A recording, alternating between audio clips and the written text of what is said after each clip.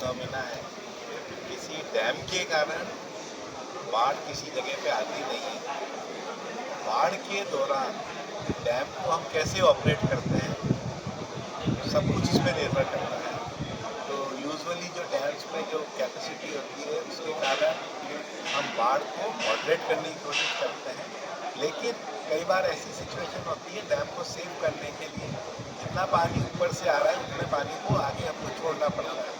तो ये कहना बिल्कुल गलत है कि डैम के कारण बाढ़ आती है। डैम रादर अगर उसको अच्छे से ऑपरेट करा जाए तो बाढ़ को नियंत्रण करने में हेल्प करता है। कई सारे जो हमारे डैम्स जो आज की तारीख में क्लाइमेट चेंज के कारण अति वृष्टि हम जिसको बोलते हैं, इंटेंस रेनफॉल आता है, तो उस इंटेंस रेनफॉल के लिए वो डिज़ाइन नहीं होता। तो जो मिट्टी के बांध होते हैं, इंटेंस रेन जब कभी वो ओवरटॉप होते हैं तो उसके लिए वो डिज़ाइन मतलब उसको सहन नहीं कर सकते, तो उनका फेलियर हो जाना वो लाजमी होता है। वो that is quite a natural thing unless until जब तक कि हम उसके लिए कोई प्रोटेक्शन मेजर्स पहले से नहीं ले रखा हो। वर्ल्ड ओवर ये स्टेटिस्टिक्स है कि अर्दन डैम्स ओवरटॉपिंग में फेल होते हैं। अभी इस डैम के बाद में आपने क्या सीख बनाई होगी या कुछ अब चूँकि दुनिया भर में इस डैम्स को प्रोटेक्शन करने की आज की तारीख में कोई स्टेट ऑफ द आर्ट नहीं है। मिट्टी के बांधों को ओवरटॉपिंग से कैसे रोका जाए, दुनिया भर में प्रयास जारी है और हम भी अपने रिसर्च इंस्टीट्यूट्स को बोलते हैं कि इसमें देखें हम लोग क्या कर सकते हैं। यूजुअली ये बांध छोटे होते हैं, स्टोरेज कैपेसिटी कम होती है, तो इन बांधों को जल्दी से त्वरित गति से बनाया जाए, इसलिए मिट्टी के बांध स्टेट गवर्नमेंट्स बनाना प्रेफर करती हैं। और उनके प्रोटेक्शन के लिए, ओवरटॉपिंग के प्रोटेक्शन के लिए अभी रिसर्च का ये एक मुद्दा है। अभी जो क्लाइमेट चेंज हो रहा है अभी वही बहुत। कि जो क्लाइमेट चेंज के कारण जो कंडीशन चेंज होती है ना फ्लड की, हाँ, जो पुराने डैम्स बने थे 35-40 साल पहले, उस समय वो क्लाइमेट चेंज की कंडीशंस के हिसाब से डिज़ाइन नहीं किए, लेकिन अब तो क्लाइमेट चेंज हो रहा है तो फ्लड ज़्यादा आ रहा है। इस वजह से डैम्स जो है कुछ डैम्स ओवरटॉप हो रहे हैं और उस ओवरटॉपिंग के दौरान उनका जो फेजेस है, डैम के फेजेस हैं, जो बेसिकली जो अर्दन डैम उनकी जो मटेरियल है वो भी इरोड हो रहा है।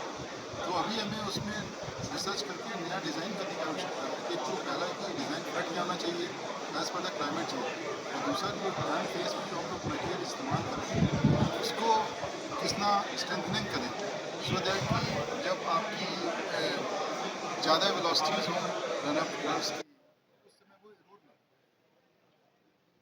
तो दो एस्पेक्ट्स हैं, और दूसरा जो उसका डैम का लेवल है उसको भी क्लाइमेट चेंज के हिसाब से हमें रेस करना है। अभी जो क्लाइमेट चेंज के बाद में ज़्यादा बाढ़ आ रही है या कुछ मेंटेनेंस के कुछ रूल्स बनाए होंगे या क्या करना चाहिए अपने स्पीच में बताइए। एक तारीख के पश्चात हम सभी जो डैम ओनर्स हैं उनको बोल रहे हैं कि एक अपना सेफ्टी प्लान्स बनाओ। सेफ्टी प्लान्स में होता है कि उसको हम बोलते हैं इमरजेंसी एक्शन प्लान। इमरजेंसी होती है तो डाउन स्ट्रीम में हमको किस तरह से एक्ट करना है। तो अभी हमने सभी डैम ओनर्स को निर्देश दिया है कि अपने अपने बात का आप लोग इमरजेंसी एक्शन प्लान बनाएं। दूसरा जो हम ऑपरेशन एंड मेंटेनेंस मैनुअल पे बहुत जोर दे रहे हैं ताकि जो डैम पे ऑपरेट कर रहे हैं उनको पता रहे किस कंडीशन में डैम को किस तरह से ऑपरेट करना है। तो ONM पे हम बहुत ज़्यादा ध्यान दे रहे हैं। तीसरा हमने सभी डैम ओनर्स को बोला है कि आप अपने बांध पे आने वाले इनफ्लो के लिए फोरकास्टिंग सिस्टम को डेवलप करो ताकि आपको पहले से पता रहे डैम को कैसे कितना पानी आने वाला है और आप किस तरह से उसको ऑपरेट कर सकते हैं। तो हम कई सारी चीज़ों पे एक साथ काम कर रहे हैं और हम समझते हैं कि आने वाले वक्त में इन सब चीज़ों के आने के पश्चात डैम सेफ्टी में काफ़ी डैम के बाद में जो रिवर होती है उसमें बहुत ज़्यादा इंक्रोचमेंट रहता है, उसी वजह से बाढ़ आई ज़्यादा लगती है।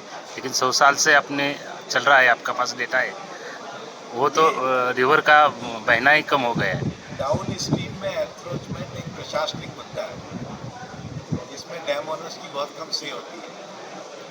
तो उस एंक्रोचमेंट को रोकना वो एडमिनिस्ट्रेशन की जिम्मेदारी होती है। एडमिनिस्ट्रेशन उस जगह पे जो बाढ़ को, नदी को जितना पानी ड्रेनेज करने के लिए चाहिए उसको उपलब्ध कराएं और उसमें एंक्रोचमेंट होने से रोकें।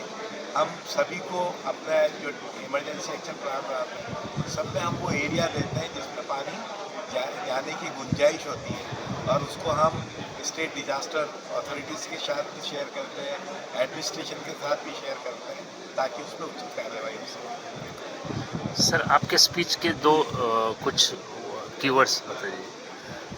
CWPRS जो है बेसिकली वो टेक्निकल आर्म है। जैसे सर ने बताया कि डैम ब्रेक एनालिसिस होती है, इमरजेंसी एक्शन प्लान्स होते हैं, और जो उसमें अच्छा मटेरियल लगना है डैम की स्ट्रेंथनिंग और सेफ्टी के लिए, वो मटेरियल्स यहाँ पे डिज़ाइन होते हैं। बेसिकली CWPRS का जो बेसिकली काम है वो टेक्निकल सपोर्ट देने का। जो NDAC के काम है, इनका काम है परफॉर्मेंस रिव्यू करना है, और हम लोग डैम डिज़ाइन के लिए टेक्निकल सपोर्ट देते हैं। उसके लिए जो भी स्टडीज़ होती हैं या रिसर्च होती है वो CWPRS में होती है। और आप शुरू से लेकर अब तक हम लोगों ने कई सौ डैम पे काम किया हुआ है, अभी भी कर रहे हैं, पहले भी किया।